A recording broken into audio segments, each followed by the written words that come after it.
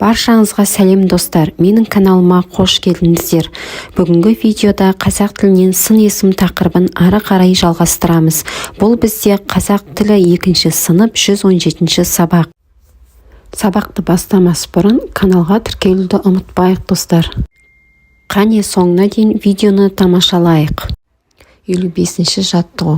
Тақырыбы бойынша мәтін мазмұнын болжа, мәтінді тыңда. Бізде бұл жерде тақырыбы балықшы мысық. Енді осы тақырыбы арқылы біз мәтін не туралы айтылғанын болжайық.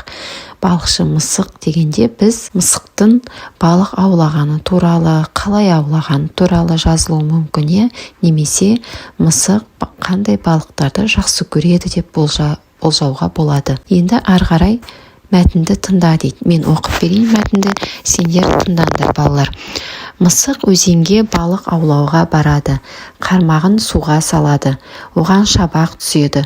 Бұл кішкентай балық қой деп ойлайды мысық. Қармағына құртын іліп алып, тағы да суға тастайды. Бұл жолы қармаққа алабұға түседі.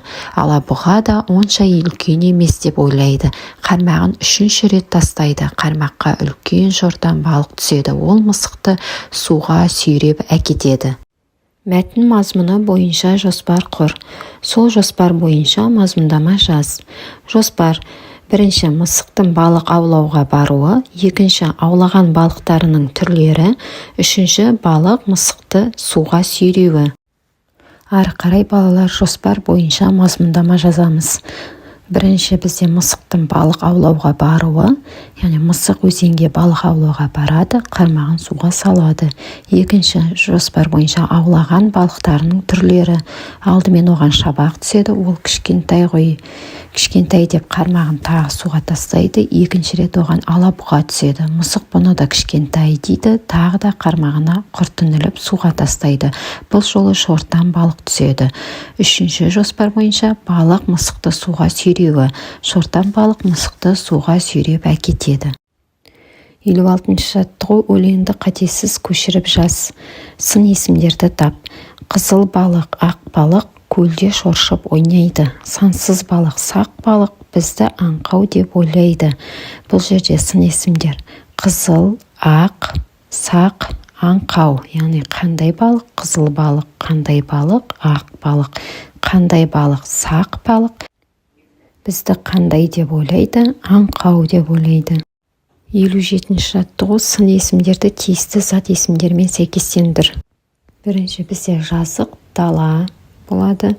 Одан кейін арық, қой, биік, тау, ашық аспан, бойшаң, қыз. Бұл жерде бойшаң дегеніміз балалар бойы ұзын дегенді білдіреді. Қысқа, жіп, сұр, қоян, жуас, түйе болады. Осылай сын есімдер зат есімдермен байланысады екен. 58-ші жаттығу. Жұмбақты көшіріп жаз, шешуін тап. Сын есімдердің астын сыз. Сырты жылтыр, бұдыр жоқ, іші шырын, қызыл доп. Жауабы қызанақ. Сын есім жылтыр, шырын, қызыл. Сырты қандай? Жылтыр. Іші қандай? Шырын. Қандай доп? Қызыл доп.